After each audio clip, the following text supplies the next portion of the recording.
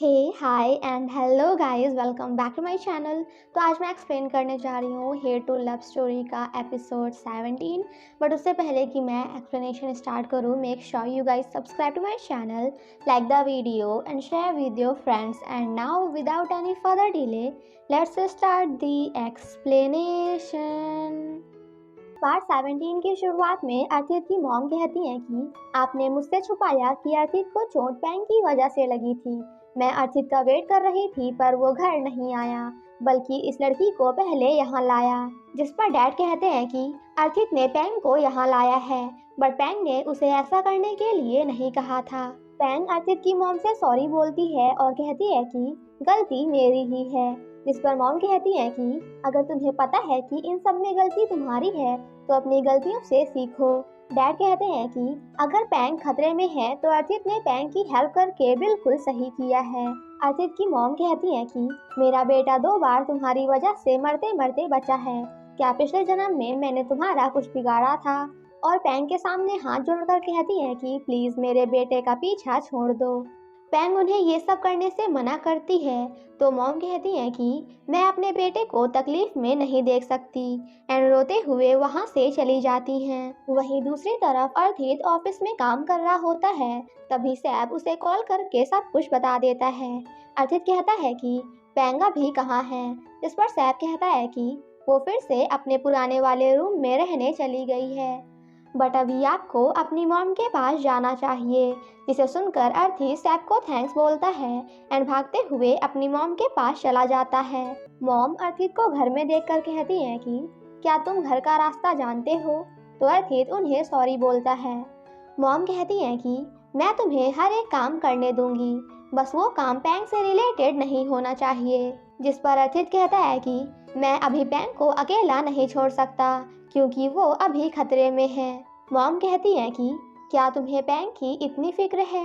तो अर्थित उन्हें पैंग को एक और चांस देने के लिए कहता है। मॉम कहती है कि उसने तुम्हारे साथ जो कुछ भी किया है उसके लिए मैं उसे कभी भी माफ़ नहीं करूँगी। जिस पर अर्थित कहता है कि क्या तब भी नहीं जब आपका बेटा उससे प्यार करने लगे? वेल, ये सुनकर अर्थित की मॉम कम्प्लीटली शॉक्ड हो जाती हैं। अर्थित कहता है कि मैं पैंग से प्यार करने लगा हूँ। देन नेक्स्ट सीन में अर्थित पैंग से मिलने जाता है, जिसे देखकर ओंग गेट खोलने जाती है, बट पैंग उसे गेट खोलने से मना कर देती है। अर्थित उसे बाहर आकर उससे बात करने के लिए बोलता है, बट पैंग कुछ भी नहीं बोलती। अर्थित कहता है कि मुझे पता है कि तुम मेरी सभी बातें सुन रही हो और जब तक तुम बाहर आकर मुझसे बात नहीं करोगी तब तक मैं यहीं खड़ा रहूंगा। पैंग फिर भी कुछ नहीं बोलती तो अर्थित वहीं पे बैठ जाता है। थोड़ी देर बाद पैंग अर्थित से मिलने बाहर आती है। अर्थित उसे अपनी मॉम की तरफ से सॉरी बोलता है। पैंग कहती है कि तुम मुझे भूल जाओ क्योंकि हम दोनों कभी भी एक नहीं हो सकते। अर्थित मना कर देता है। पैंग कहती है कि आगे से हमारे रास्ते अलग होंगे, एंड वहाँ से जाने लगती है, बट अर्थित उसका हाथ पकड़ लेता है।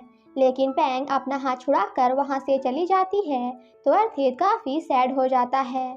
देन नेक्स्ट मॉर्निंग पैंग पत्तियों की जगह फूलों को कट करने लगती है तो ओंग उसे ऐसा करने से रोकती है। वहीं दूर से सैब भी ये सब कुछ देख रहा होता है।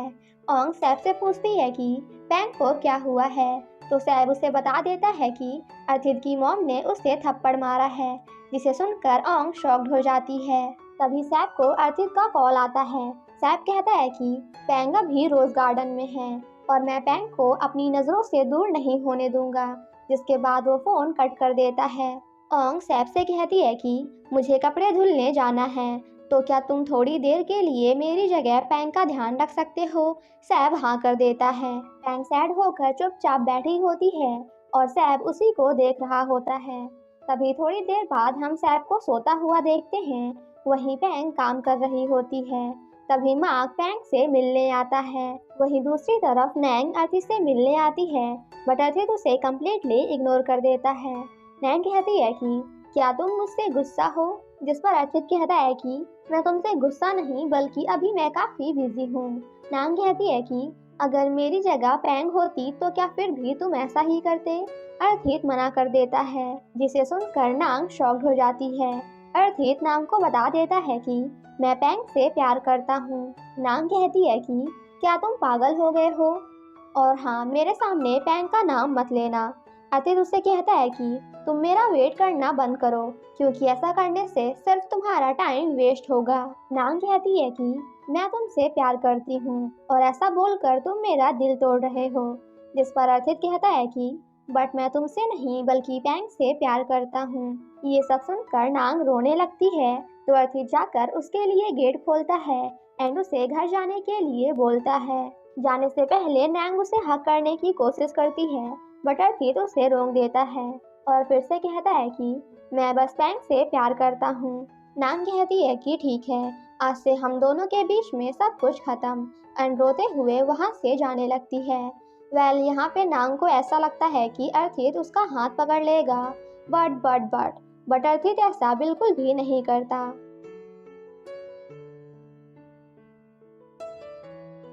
नांग के जाने के बाद अर्थित पैंग को कॉल करता है और उससे साथ में डिनर करने के लिए कहता है, जिस पर पैंग कहती है कि मैं आज रात माँ के साथ डिनर करने वाली हूँ। जिसे सुनकर माँ कहता है कि तुम उसके साथ क्यों गई हो, अभी के अभी वापस आओ। पैंग कहती है कि मैं तुम्हारे बजाय माँ के साथ डिनर करना ज़्यादा पसंद करूँगी।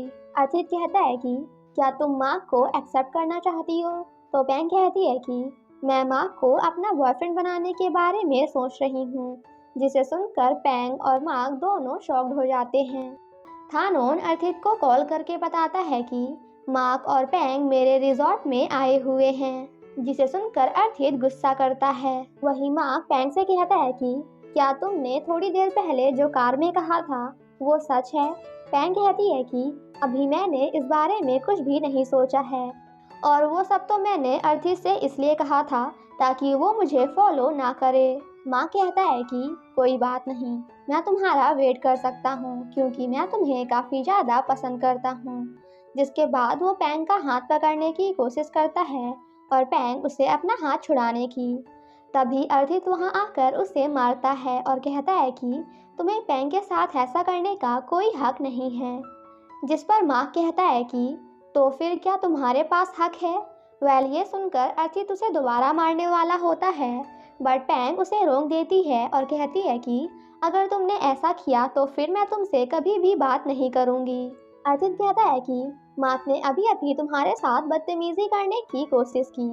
जिस पर पैंग कहती है कि इन सब से मैं खुद डील कर लूंगी और तुम्हें इसमें इंटरफेयर करने की कोई ज़रूरत नहीं है। ये सुनकर मार्क स्माइल करता है, तो अर्थित उसका हाथ पकड़कर उसे वहां से ले जाता है।